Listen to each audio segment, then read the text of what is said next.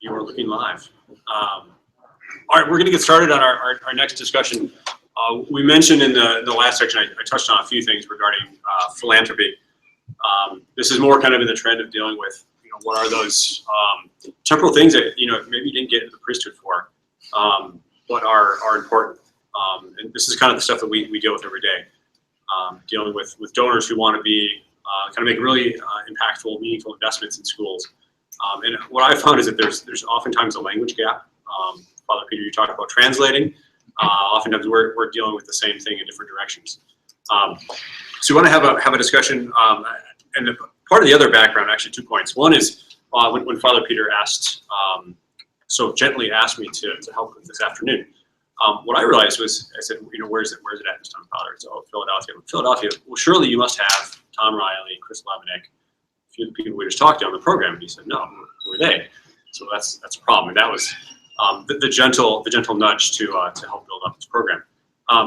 What we found, especially dealing with Catholic schools, is that obviously I have the saying, there's not a shortage of philanthropic funding, there's a shortage of good ideas. But sometimes the process of getting those ideas into reality takes a bit of a process and a few steps. So we're going to talk a little bit about that. This is more about, sometimes the context of what we're going to talk about is going to deal with schools themselves. The bigger picture I want to get at is how do donors think? So when you're dealing with donors, be they small or large, how are they thinking about it? What are they hoping to accomplish? How can you make sure their goals are your goals? How to make sure there's some level of transparency that you're sharing kind of the data that they're interested in. They're able to see what impact their giving has. That things are really kind of moving forward and advancing in a fruitful and in a beneficial way. Let me give one other quick plug. There's a number of copies. Everyone can probably take 2. This is called Catholic School Renaissance. The Roundtable, Philanthropy Roundtable, published this back in October. My job is to make sure all the right information got in it. And for the most part, it's I'm pretty happy with the result, although it's always changing. There's new things, new donors involved, new programs and kind of approaches that they're taking throughout the country. So this will give you a really good look at a number of the programs, a number of the kind of entrepreneurial efforts that are happening in Catholic schools nationwide. So to kind of bring it to this discussion and getting at what donors think, so two actually very good friends and believe it or not, former colleagues who now live in Philadelphia. So let me start with Chris Levinek, who's the Director of Academic and Scientific Engagement at the John Templeton Foundation. Chris will explain, I don't know if I can put it in one sentence, how could you, what Chris does now. Basically, generating innovative scholarship, launching new programs. He'll explain a little bit more of what that does. When we worked together at the Roundtable, he was the editor-in-chief of Philanthropy Magazine. Before that, he was at the American Enterprise Institute, obviously in DC, and he's a graduate of Georgetown University and also pursued a PhD from the University of Chicago Divinity School. Tom Riley, to my left, with the Connolly Foundation, deals with strategy. I don't know if you have what's your formal title, Tom? Vice President for Strategy. Okay. That sounds very strategic. It's completely made up. Tom will tell you a little bit more the Connolly Foundation's rich history in Philadelphia and how they're working with the church. Tom actually spent 2 stints at the Philanthropy Roundtable. I was honored to be able to join him for one of them. Before we started working together in DC, Tom was spent nearly 8 years with the Bush administration and with the White House. Tom's a graduate of Georgetown University and also has a MA and MS degrees and a JD from Villanova. Those are just quick backgrounds. Why don't we start with you? Give us history. Who's the Connolly Foundation, of your connection to it? How did you end up here? What's your favorite color? Well, just as by way of starting too, I don't know how much people have been talking with Anthony. Anthony is, I think, I would say more than anybody in the United States that I'm aware of, knowledgeable about different donors to different Catholic education things. He's really kind of become an incredible personal database of knowledge about who's doing what where in a way that I don't think anybody else is. So he's a really good resource for people who want to bounce something around or might want to find out about things in other places. It's not a casual knowledge; it's deep knowledge on his part. And he's in addition to being a nice guy, a very useful guy. If you'll indulge me, I am going to, for a few minutes, take the title of this session seriously, Evolving Thought Process of Catholic School Donors.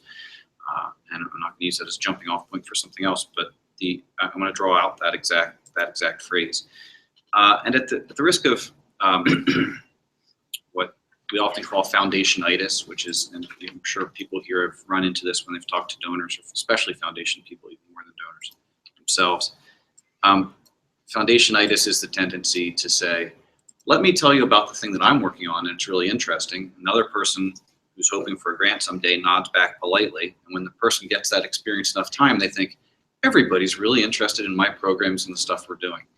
It's something to be on guard against, and I'm not going to pretend that this story is particularly interesting, but the reason that I am going to draw it out is because I think it is very typical, and I think that the characters in it occur again and again, and the reason that I'm going to kind of go through the narrative in the way that I am is not because I have an illusion that it's particularly an exciting or interesting story, but I think that going forward you might recognize people at the different stages of their thinking about Catholic education and how they can support it. John and Josephine Conley were both born in Philadelphia, children of Irish immigrants. John Conley was born in North Philadelphia Josephine Conley's family was working class, but striving to get up into the middle class. His family was working class, barely hanging on. He dropped out of school in 6th grade to help support his family, and never got to finish grade school, no less high school, no less college. He was a very extremely hardworking, innovative, driven man who had a real entrepreneurial flair. He had multiple jobs as a teenager. One of them was at a box company. He worked his way up to being an executive, then started his own box company. For those people from Philadelphia, there used to be the water tower along the Schuylkill Conley containers that had a Christmas tree on it every year, which was nice. And then he took over a company called Crown Cork and Seal. It's a big Fortune 500 company that manufactures cans and bottles, and made a lot of money. And the foundation, such as it was, it's in its 60th year now, but for the first 35 years was really just a checkbook. It was his personal giving. It was kind of a legal creation that it was a foundation, but it was really his giving. So how did he give to Catholic schools in the beginning? And then how do they do it today? Again, I'm not saying that this is any sort of model. I think that it's just typical of what a lot of other people do and have done. Like a lot of Catholic people in the 50s and 60s, the schools took care of themselves. That wasn't a problem. That was coming from the collection plate. That wasn't something that, if you were a donor, you were giving to colleges. You were giving to St. Joe's. You were giving to LaSalle. You were giving to Villanova. You were giving to, mostly because you had a relationship with somebody at those places, and they knew that, oh, this is a successful person. We want to do a new science building, or we want to do some scholarships, or we want to do whatever. We go to this person. It was a personal relationship at the university level, mostly. If there was at the parish level, it was more because there was an emergency or something that came up. Once again, it was, oh, we had this problem, we had this crisis. Who do we go to? Who's in the parish? And that would be something that again, was usually based on personal relationship rather than any kind of professional fundraising or understanding. After he died, he left all his money to the foundation, and he left a fairly loose charge, but Catholic education was obviously going to be a big part of what he was interested in and what he wanted the money to be going towards. The people who took over, his two children, or two of his children who became the sort of professional people who were running it, started to try to engage with, what does this mean? Does it mean that Catholic schools from all over send in proposals or call? They were deluged with people who they kind of knew, or was a friend of a friend, or, well, I've heard of this parish and I don't know. And again, most of the proposals that they wound up getting at that time were, we've got a terrible problem with this, we've got a real concern about this, or the roof is leaking, or whatever it was. And so what they did, what I think a lot of people do once they start evolving, to use the word in the title, from direct personal givers towards a more professional sense, they start evolving towards how do we have a framework for evaluating the different things that come in and what are we trying to do? That quickly turned into, or fairly quickly turned into, a formal grant proposal process. So instead of somebody calling up saying, hey, I've got a real, or gosh, we're really thinking about doing this, we really need another 50,000 or 80,000 to get over the, those were siphoned into a somewhat more professional process of formal grants and reviews. And again, typically, the next step was capital things, was things like, well, we're building a new gym, or we need a roof, or all day-to-day kind of things. That's very typical, but then the next step for people who are taking, who are professional people or trying to be professional people about it is, rather than reacting to things that are coming in that are urgent needs, how about we do things that are trying to improve the overall quality of the school? So again, when you look the typical next step after capital and emergency responses and need was teacher training and enrichment. And you know what? Other schools have computers. Catholic schools should have computers. We'll do that. Or science labs, science and STEM. So it's sort of following whatever the educational interest of the moment is. That would be the, I guess, the third stage of donor thinking about Catholic schools. The fourth stage, I think, is people saying, you know, the big talking, spending time with the schools, spending time around, and sooner or later you come across the inevitable biggest problem for people, which is why is the enrollment declining? Oh, we'd love to send these children to this school, but we can't afford it anymore. That's the thing that's changed. That's the thing we need. And people's thinking almost invariably evolves to scholarships. That's what we're going to do. We either have our own scholarship program, or we'll give it to an intermediary like the Children's Scholarship Fund, or we'll give it to the school itself, or sort of blocks, or whatever it is. That's how we make the most difference. And that's where we've been at the Conley Foundation for about 25 years. I think we currently have 700 kids in Catholic high schools every year right now here in the Archdiocese. And that's great. The programs are intelligent. The kids are wonderful. I think it's helpful for the schools because they're not just getting kind of random grants. They're getting kids paying tuition, which is the healthiest way to help an organization, paying them for doing what they're doing. And that's good.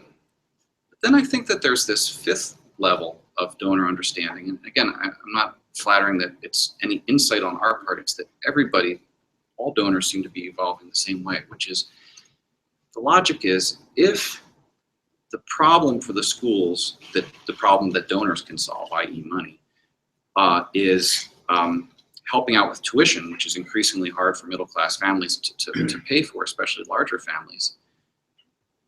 Sooner or later, we're not going to be able to fund everybody. We need to change the system. There needs to be a system change about financing that's overall, and that's a public policy answer. Now, Anthony runs a group through the roundtable about Catholic school donors, and it has been fascinating when you talk to them from all around the country. We had a meeting in Boston last month. So many people started out in the same place, and they're all winding up. Correct me if you think otherwise. They're all sort of winding up with the highest yield for their donor, for their donations, is towards a public policy change that's going to change an ability to make it Catholic education available to a wide variety of people on a sustained basis. And so that's, am I over time? But that's kind of where fine. I am. That's sort of, so our foundation's looking at that a lot more right now. School choice. How do you make school choice something that goes from, that would be great, to actually happening? And that's something that wouldn't have been in the contemplation of the donor way 50, 60 years ago. But that's, I think, an evolution that a lot of people have gone through, and it's a place a lot of people have arrived at. And so that's sort of where we are right now. And when you're talking to different people who are potential donors, people in your parishes or people you know, or people who you can engage, or people have personal relationships, it might be worth thinking about where they are on that scale themselves. I'm mindful of the relationships people in this room have, and so I'm not use the name, and I don't want to be as oblique as possible. But there's a very prominent Catholic donor here in Philadelphia, and I talked to one of his children recently about that, and she said, we joked about it a little bit, she's very smart, he's an incredible man, and she said, he's between stage 3 and 4 now, but he's a quick learner, so I think he's going to get to 5 in the next 2 years. So is that helpful? Yeah, no, that's good. We'll come back to some of that in our next discussion. Is going to be all on school choice, so we'll save some of that for them. Okay. Chris, let's go to you a second.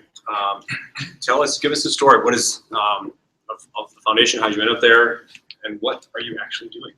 Right. What is it that I do? Because I'm not even sure I know. Yeah, well, you and my kids. Yeah, I'm Chris Levinek. I work at the John Templeton Foundation, which is headquartered in West Conshohocken, parishioner of St. Margaret's in Narberth. I'm Monsignor. Gosh, I suppose I come at this from an almost opposite perspective from Tom. That is to say, was it foundationese or donoritis, where I'll spout and everybody can nod their heads and smile politely, and it'll create this weird feedback loop where I'll keep going in that direction. I should point out that people will nod more vigorously because Chris's foundation is orders of magnitude larger than any other foundation in Philadelphia area. Jokes get funnier, by the way. The more money you give away. So insights are that much more insightful. Right. So it's an interesting foundation for a lot of different reasons. One is that Catholic education, really primary education, is not central to our vision. It's not integral to our mission. So what am I doing here? I suppose what I want to share is just that even when you have a large foundation that tries to adhere to professional norms, there are opportunities to partner in support of Catholic education in ways that we're currently doing. But before I get to that, I suppose I should say a few words about the foundation itself. So, it owes its origin to Sir John Templeton, a fellow born on a farm in Tennessee in 1912. He is not as well known as two people he's frequently compared to, Warren Buffett and George Soros. Together are frequently named as the 3 best stock pickers of the 20th century. Sir John removed himself from Wall Street in 1968, moved to the Bahamas because he didn't want to be subject to the herd mentality of Wall Street. He considered himself a contrarian thinker. Whenever things bottomed out, he would buy. Whenever things were topping out, he'd sell. Where have I heard that before? It turns out that it's a very successful formula for making billions of dollars. But in addition to his business life, he was just a very intellectually curious man. He was a Rhodes Scholar in 1932, traveled the world at the age of 24, circumnavigated it twice on his poker winnings. But a brilliant man in many ways, and towards his 50s began asking fairly profound questions. He had raised Presbyterian on his father's side, and his mother had been an adherent of the Unity Church. For those not familiar, perhaps the closest analog would be Christian Science. He was really grappling with a number of concepts, such that even into his 80s, he was calling up philosophers and theologians for a number of years, trying to figure out if he was a theist, a pantheist, or a pantheist. And this took several years, and evidently after 2 or 3 years of prayer, reflection, reading, he decided he was in fact a theist. But I mean, it was a sort of spiritual and theological seriousness that's rare, I would say. He was especially taken by the potential of the natural sciences to inform and enrich theological and spiritual lives.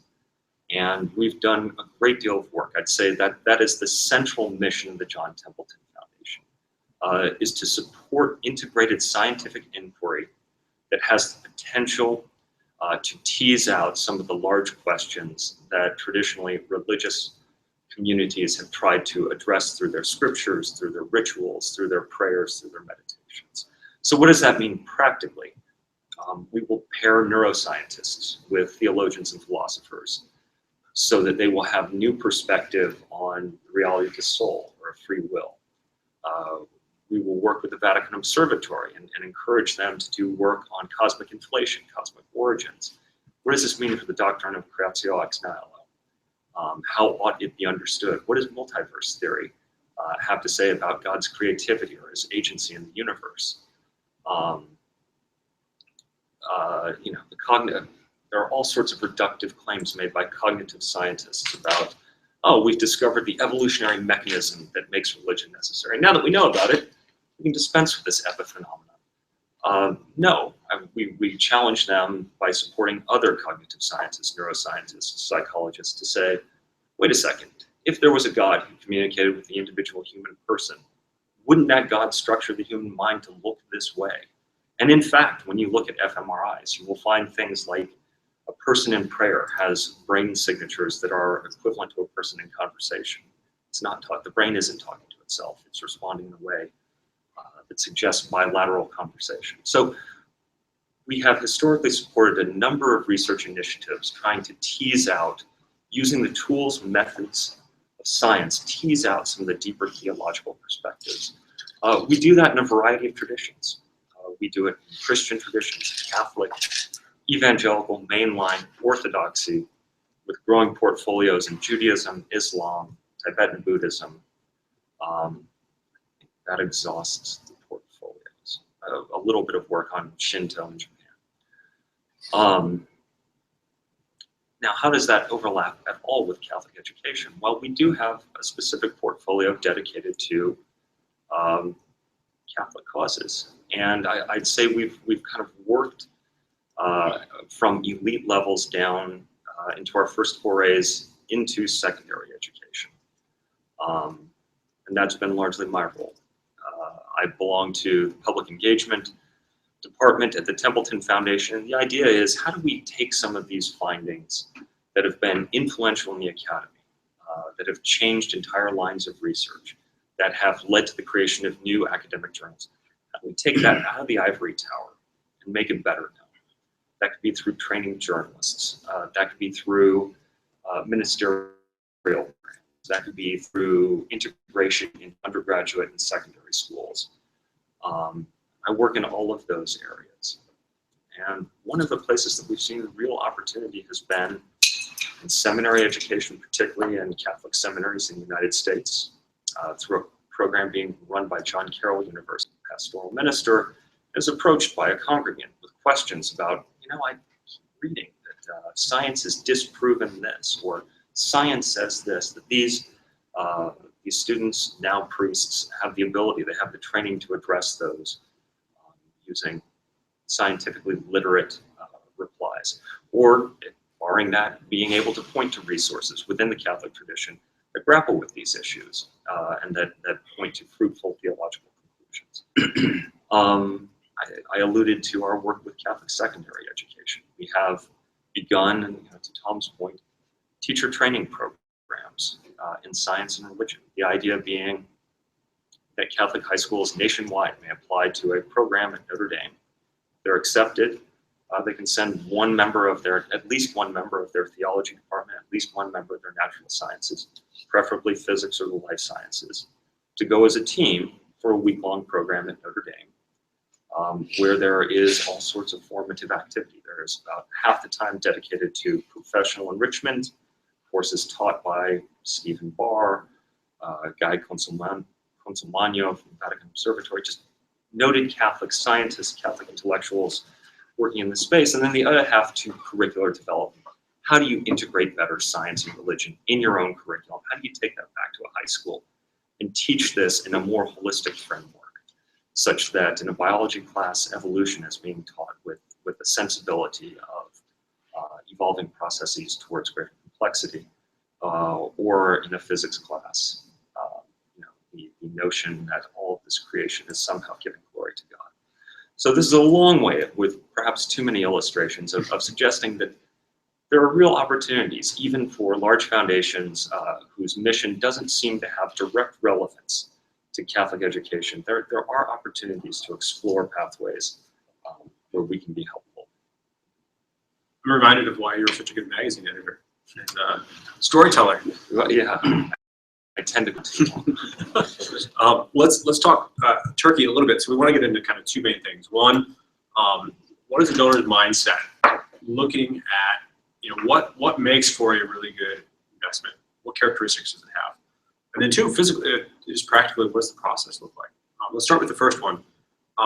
Give me some characteristics. What are you looking for? If you're looking for a new program, a new way to be more effective in your giving, what characteristics does a grant have? You guys, I realize, it might not be the same. I think it would be a little bit different, as I don't know how much this came out before. Our foundation is much smaller, is locally focused, and as a result, and has been for a long time focused on the same thing. So a huge amount of it is based on sort of personal relationships and trust, the trust that comes from that.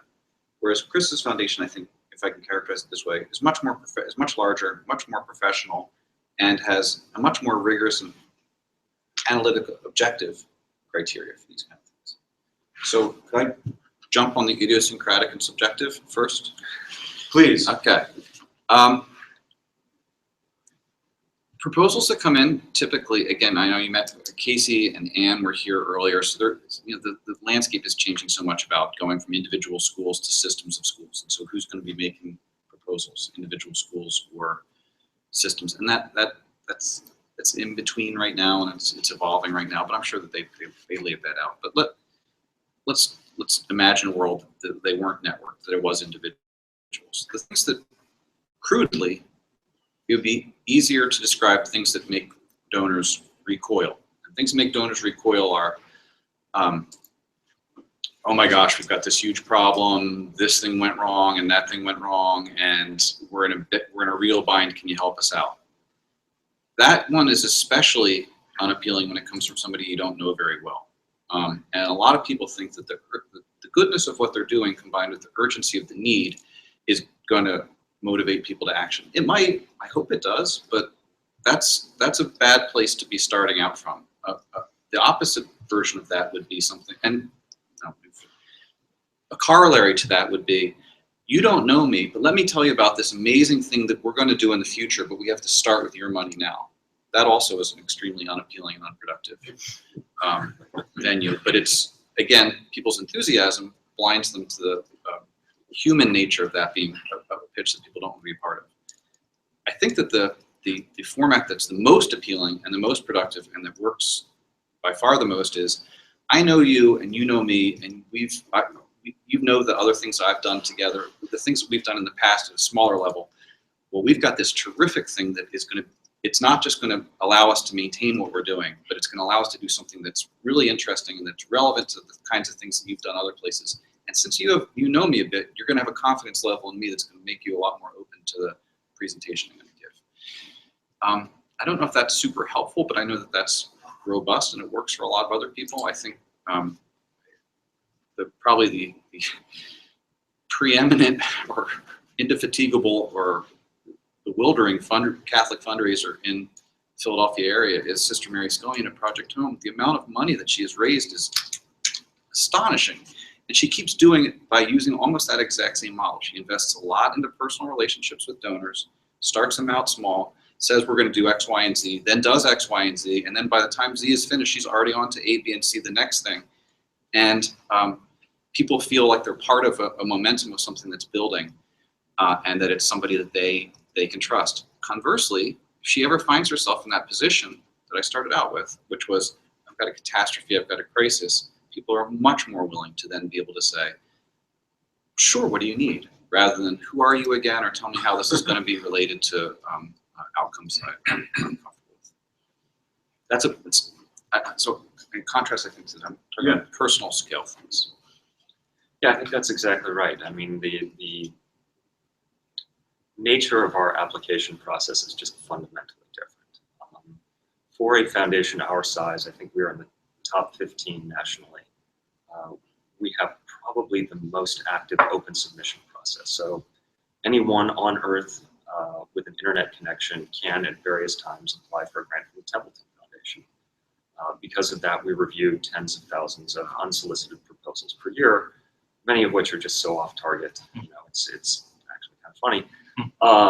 But some of which are really great opportunities. So what are the characteristics that set those apart? They tend to be things that accidentally align with our strategic priorities, but they were unaware of that somehow. This is just a partner who happened to have an interest in doing this precise thing that I have interest in. that there are all sorts of buzzwords that get tossed around. Scalability, replicability, cost effectiveness. I mean, those are all good things to look for, but at that initial stage of an unsolicited proposal, it's hard to sniff that out. I mean, we would generally need more information to get a good handle on that. So I suppose what I'm suggesting is, to some extent, it's serendipity. That somebody who is coming to Templeton from the outside will alight on a current funding objective of ours. How much does it matter if they already have a relationship with you? We try to be objective about that. That may be a difference between Templeton and Connolly, for example. Oftentimes we will ask colleagues to review things where we have close relationships with the applicant, and they will do the preliminary review. We will send, there is a grant threshold above which we automatically send it out for expert review, where all of the information about the applicant is blinded. And the applicant gets to choose some of the expert reviewers, we choose some of the expert reviewers. So we try to militate against that in the pursuit, not always successful, of some sort of neutrality or objectivity. So to what extent are personal relationships important? They are. That's just the nature of human society. But we have an ideal integrated into our mission that we try to step back. And what drives you crazy? So besides just stuff that has, applications that have no clear connection at all. You mean the application process, or once a grant's been awarded? I'll do both.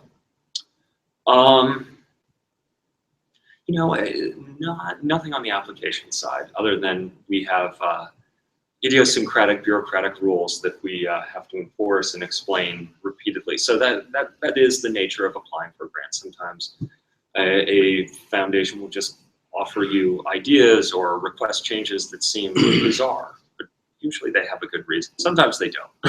Oftentimes we're adhering to internal processes that are simply integrated into our governing documents. And so in order to bring this to our trustees, we have to ensure compliance with things that might strike people as strange. More serious, I think, are when the grant has been awarded, and we've invested a degree of trust into a person or an organization on the expectation that you will pursue certain things that we've mutually agreed on. And when we see people go off in a radical direction, particularly when there's no heads up, there's no warning, that will drive you insane. Okay. And in the absolute worst scenarios, you signed a legal contract that you're going to do the following sorts of things. You decide to do these sorts of things over here. We're going to need our money back so that you can go do that with somebody else's money, because that's not what we agreed to. So really, you're talking violation of donor intent to some degree. I'm talking about violation of a legal contract. Donor intent is something that I think that we have to worry about on the staff side, and then build into the proposal, into the structure of the project, such that there's a very high likelihood that it would be honored. But it's built on a trust relationship, and if that trust is violated, then that would, more than anything. Probably not a great way to get funding in the future. No, that's not going to win friends. Peter, a quick question. Years ago, told never apply for a grant for sort of normal operational expenses. Recently, I've been told that attitudes have sort of changed toward that. Is the former or the latter correct? I can speak for us, and it Go may be ahead. different for you. But you would never succeed asking for general ops funding from the Templeton Foundation until pretty recently. That is, to your question, there's some real revisiting of that at the moment.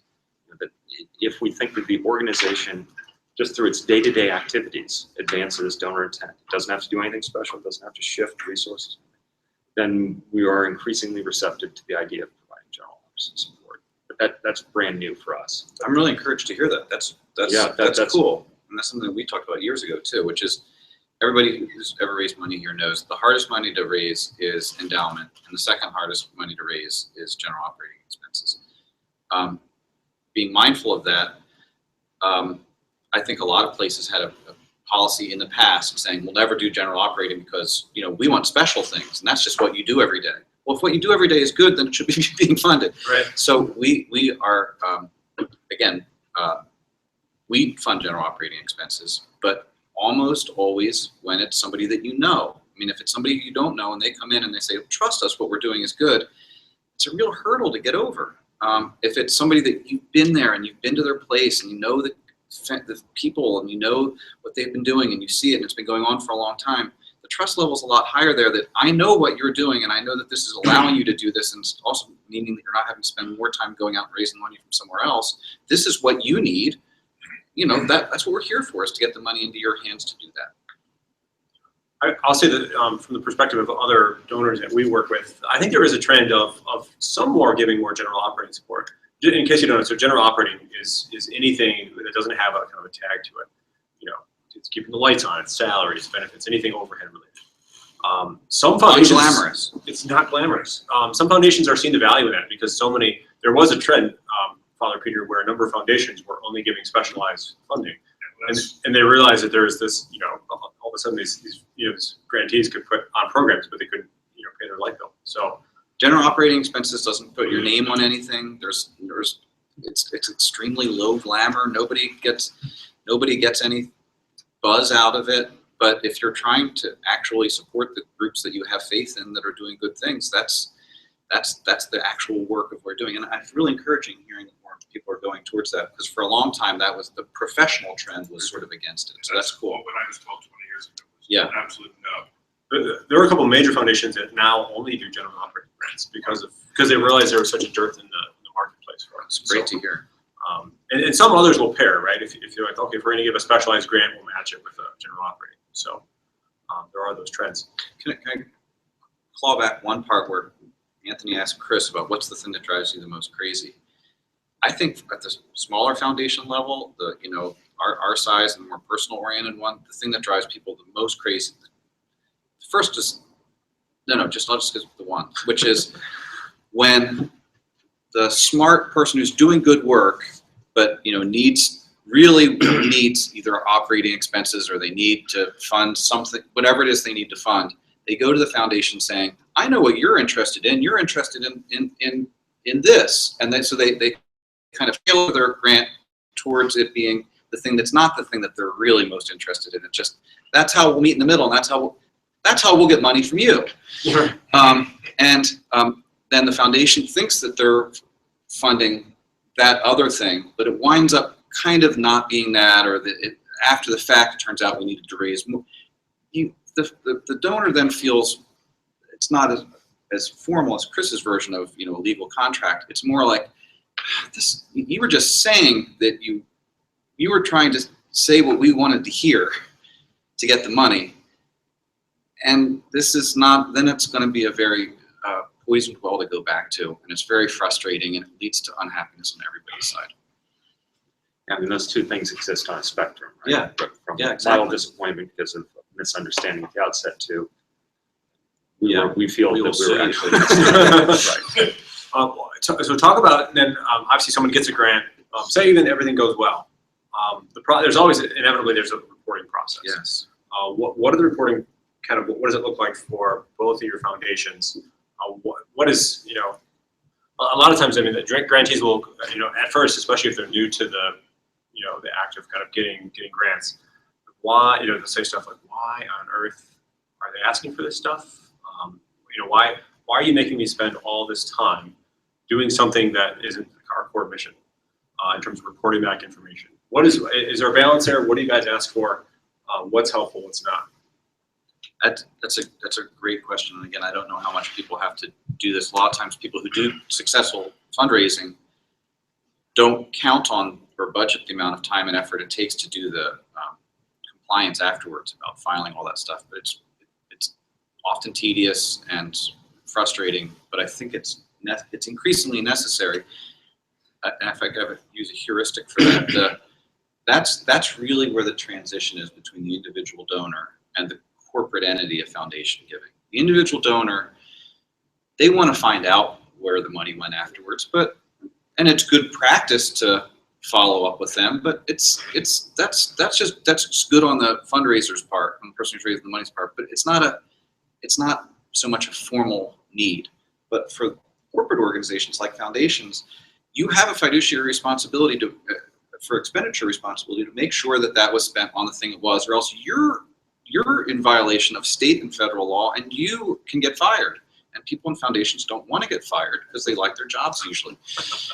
But that's a real thing that seems technical and bureaucratic and stuff, but it actually is something that people have to be fastidious about. We have, as I said, there's a heuristic here, which is I have on my wall a picture of a smiling Haitian priest with a donkey, and that. And I keep it up as a reminder when going through all these forms and checking all to make sure that this money was spent on this and this thing was spent on that.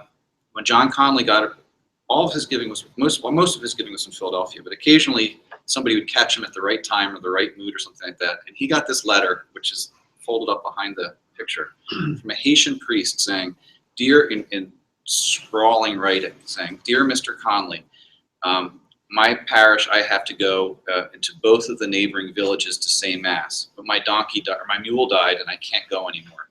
Can you send me $125 a new mule?" So he's awesome. So I don't know how the stars were aligned that day, but he did. And what he got back was a thank you note from the priest with a picture of him with the mule. And that was the due diligence. And that was all that it was. And there was nothing ever to him again. Never heard from him again. And we all love, but I keep that picture up as a reminder that with all the paperwork and everything else, these are human things that you're trying to enable. And to keep a focus that way. Now, I bet you guys that wouldn't be enough to qualify for due diligence. I don't know that we would ever send money to. We should. No, we are very much on the other end of that spectrum of, we would like to see, again, because it's a corporate entity that has corporate responsibilities, not to shareholders, but to our board and ultimately to the Commonwealth of Pennsylvania. So the sorts of things that we ask for, just to be very practical about it, it depends on the size of the grant. It's a small grant, which for all intents and purposes for us means under $215,000. It's one report a year. That report would be part qualitative and part quantitative. We would just want to take a look at a spreadsheet and see how the money is being spent. More or less what you said. Is it kind of on track for when you said it would happen? If it's off, I would send an email or make a phone call and just say, is everything okay? Is there anything I need to know about? It's not necessarily problematic to find out that no, we overspent earlier because of X, Y, or Z factor. That's fine. We can adjust for that. Or we need to reallocate within a budget. Good. Tell me earlier rather than later, because when I'm trying to close this out and there's a 33-month deadline and the IRS is going to start getting curious if it goes much longer, you've put me in a very compromised position. So, the qualitative element is just really important. Just to be aware of how things are going. How is this investment performing? And another fundamental reality is that oftentimes grantees feel like they have to put a very positive spin on a project. They feel like, even if things are not going well, I don't want the funder to know this because I can still turn it around. It's just easier. It's better for all parties concerned to know that this isn't working the way we had thought. But we're going to try adjusting this way. Do you have any ideas? Perhaps you know somebody. Perhaps some supplemental funds would actually help alleviate whatever the obstacle is. So I suggest that honesty. How often should grantees be? How often do you like to hear from them? More than obviously not just at a reporting deadline. Yeah, whenever there's some significant milestone within the life of the project. School year ends, conference is over, program has been done, public event is finished. Whatever it is, there are certain things that are the focal points of the investment. When those are sort of down, the dust is settled, and you've had some time to go over and review your notes and look at analytics or whatever the case may be, that's a good time for us to have a conversation. Tom, is that true for you guys? Yeah, it's less organized and everything than Chris is. I would say one way in that is, again, if it's dealing with the foundation person, as opposed to the individual themselves, going back to that evolution I was talking about before, talking about the foundation staffer, whether it was me or Chris, if it's somebody that you're doing something with that you know that you know them, they're happy with what you're doing. I always say the same thing, which is help me help you. I'm not the donor myself. I can't just say it's my foundation, here's X amount of money. But if you can give me proposals in a way that it's easier for me to then go sell internally, then we all. I mean, I'm trying to make you successful in what you're doing, but you have to do the things that you have to understand what I need so that I can then sell it internally. It's not a question of my checkbook. If I was the donor, I mean, if it was the donor themselves, then it's really a question of making whatever case you're going to make. But if it's dealing with a corporate entity, then I have certain kind of requirements, and if you could be kind of aware of what those are and help me help you, then that's the best way to get it done. And it's not as arbitrary as it seems. It's that people have jobs, and the way that they can unlock the money from back here and get it to the people who need it is, that's their responsibility to do. But if you're aware that what they need is this kind of report and this kind of narrative and this kind of presentation, then that's going to help them get it done. So we have about 10 to 15 minutes for questions. Do you guys, any questions? Or otherwise we can. I have a question. It's not pertinent to all of the Okay. talking about. But what would be the percentage that you would, on any given year, use of the endowment in order to provide? It's a great question. That's a terrific question. It's the kind of thing that people wouldn't necessarily understand.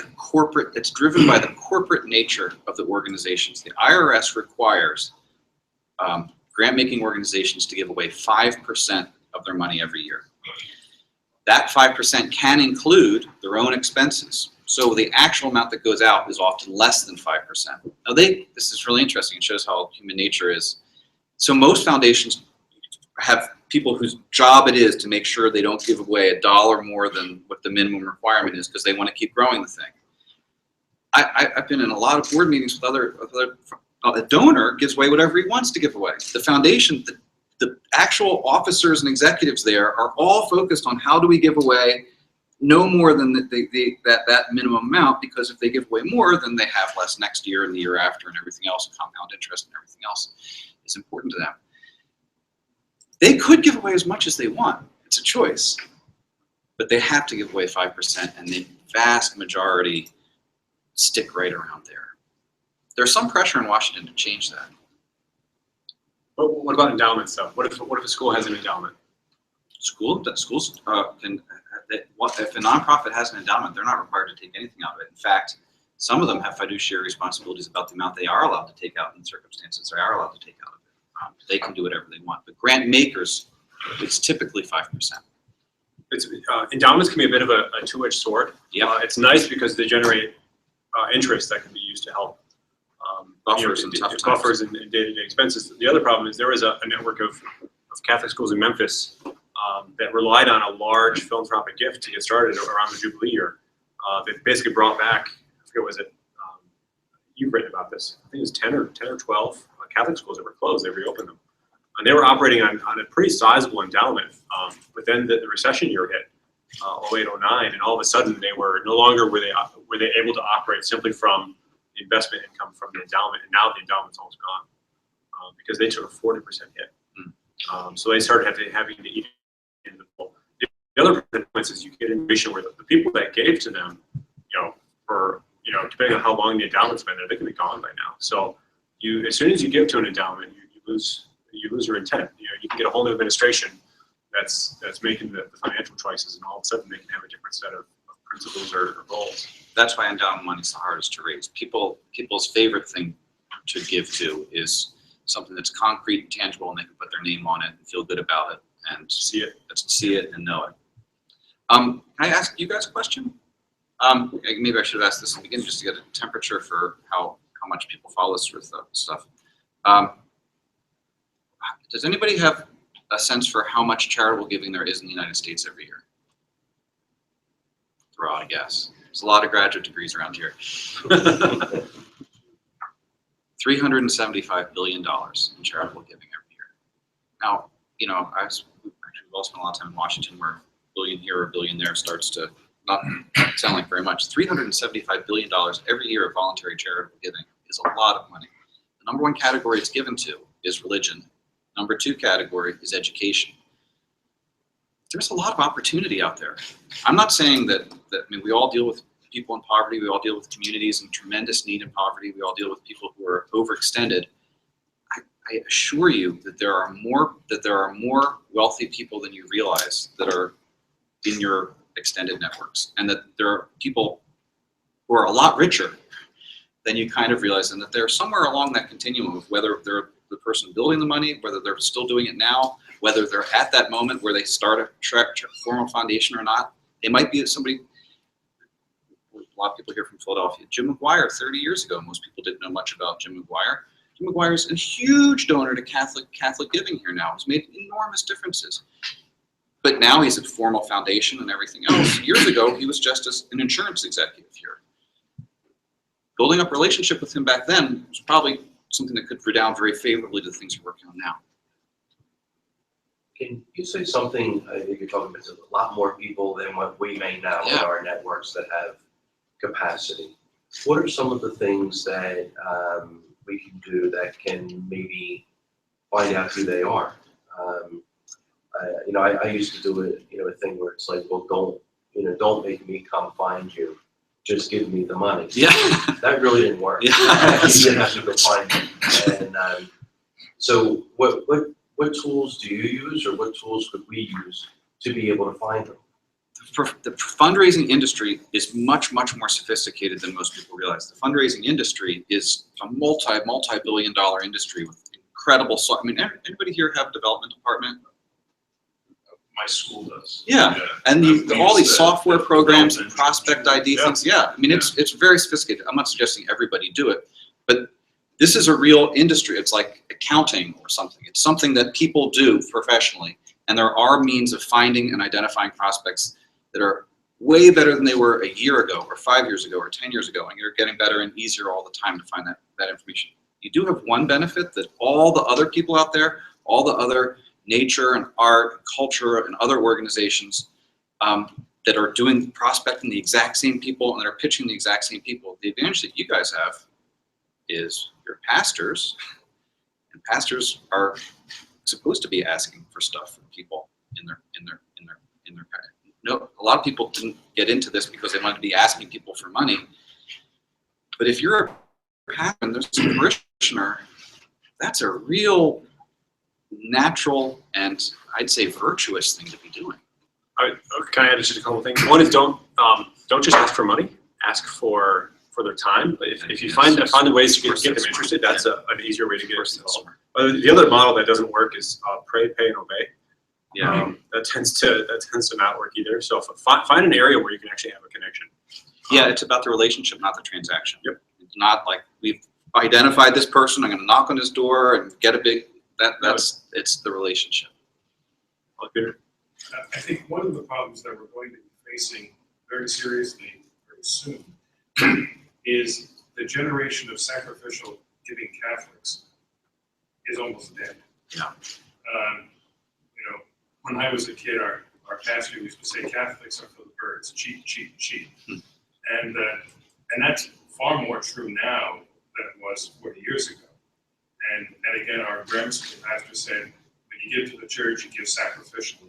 How do you know you give sacrificially? You give till it hurts, and you give some more. That mantra doesn't work with the generation under 65. They were never taught anything about sacrificial giving. The church for them is a service station where they get. And a friend of mine was pastor of the first senior citizen parish in the country, where his Sunday income, when he went there 25 years ago, was $45,000 a Sunday. His successor is getting $17,000 for the same number of people, but the next generation down. So if we keep moving in that direction, we've got a very, very serious problem. Without some other sort of entrepreneurial. Yeah.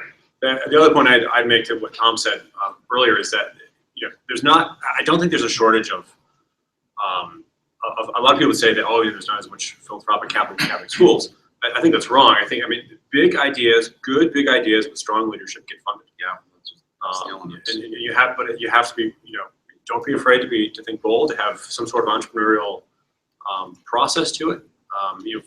Part of what we're doing is helping donors to see there's new ideas for delivering Catholic schools, Catholic education in possibly a new way that's appealing to new folks. Several decades ago, Andrew really made the point quite correctly that if you want to get money for any Catholic event, hook it up with a school issue, because Catholics will give for something that's connected to a school. And I know many diocesan campaigns that have grown exponentially precisely because the focus has been the predominant recipient will be the school apostle.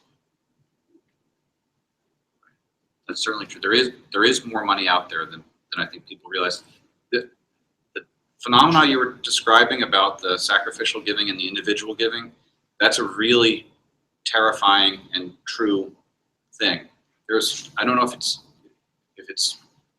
too much to call a silver lining, but one silver lining is this. I having spent a lot of time in this space in different contexts, one generalization that you can make about rich people is that they don't leave their money to the federal government. They, whatever else about them, that's where they don't want their money to go. So that's why they start foundations, or that's why they have planned giving or bequests or things like that. And if you can identify people and build relationships with them before that corporatization happens, that's a lot of times where you can really tide over that part about going from the individual who is the generation who did the sacrificial giving towards the more professional part. I mean, if you're in there at the beginning of the corporatization part, and that sounds idiosyncratic and hard, but that's the truth. Chris, you have any? One of the things that I've kind of encountered, I live in a part of the world that's there's a lot of philanthropic people where I live, and a lot of them retire there. But that does not necessarily mean that a lot of them grew up there, or from there, or have local ties, or really have a ton of vested interest in the community that they're now. So it's either Arizona or Florida. Cape Cod. Cape Cod. And one of the things that I have found, and this is something that I'm trying, desperately with my the other priests that I'm with to overcome, is the difficulty that is sometimes placed on the fact that some of these very, very generous people are now reluctant to give to church initiatives because they feel as if they've been vilified for being rich by comments either from the Pope, from priests, from other people against the rich, that they now are feeling this trepidation to give towards an institution, and the schools are very much seen as intimately bound up with the institutional church as a whole, which is pointing at them and vilifying them for being rich, when their intention is to be quite generous. And I find that now, in the work that I've tried to do with some of the development from my school, in getting a fundraiser off the ground that started at raising $8,000 for the school, and this year was approaching $100,000 as an annual fundraiser for the school, is getting these people involved and thinking like, this is a worthwhile cause. We're not here to vilify you. Yet they're hearing this mantra from a top-down institutional church that is basically condemning. Have you, I don't know how, I know you probably don't work exclusively with Catholics, you probably have all kinds of people that you're working with, but have you found that at all to be an issue in anything that you're doing, as far as work with Catholics who are now hesitant to be generous towards the institution? I can say two things. Yeah, go ahead. One is, I think you're seeing it more from individuals. That's probably who you're dealing with, not from foundations. The other thing is, if anybody's concerned about giving to the institutional church, one thing that has been effective Setting up, for instance, like an independent scholarship fund, or just an independent. There's a number of funds that don't just give scholarships anymore. They give school improvement grants. They, incentivize and they kind of have different structures that they use. So that's some people that were concerned about different scandals in the church. He said basically they've backed up and said we're not giving to the institutional church. They still care about Catholic schools. That's kind of a solution that's been an intermediary. But if they're upset about something that the Holy Father said, and they're like, well, we think we're being vilified for being rich. I don't know a good solution around that. I haven't heard it a lot though. Maybe it's just the nature Well, of. they had to stop the St. Patrick's Cathedral completion of renovation. They lost a third of their money because wealthy people said, we're tired of hearing the Pope say that we're bad. Wow, that's interesting. I'm really interested in looking into finding out more about this. I kind of think in our hyper crazed materialistic world, rich people kind of get validation all the time from everyone around them. And if they get a little bit of challenge, maybe that's not so bad. Wealthy people that are faithful Yeah, aren't looking for validation. Yeah. from the world. yeah, that's right. Yeah, and to put it in a broader context, I mean, we find this in lots of different areas. Even in foundation giving, there is a lot of suspicion of the sorts of things you're doing. Are you trying to buy influence? Are you paying off scholars? Why is NPR taking money from the Templeton Foundation? This corrupts their journalism irretrievably. That there is a suspicion of money as intrinsically evil, and I don't know what you do about that. Seems more up your alley than mine. To disabuse people of that notion. You do raise a great point, though. And Anthony, you mentioned Soros earlier. There is a narrative that we're all in. We read the newspaper about any kind of political things. Depending on which side you're on, either evil George Soros is giving money to this, so it must be bad, or the Koch brothers. These are people who, having actually interacted through the roundtable, interacted with both of them. Both of them are people who genuinely believe in what they're doing, are not seeking to make money from their charitable. The caricature of them on both sides is bad faith, and yet you're right that they're vilified because they're giving money away, and you taking their money makes you seem somehow corrupt. I know that is a zeitgeist flavor.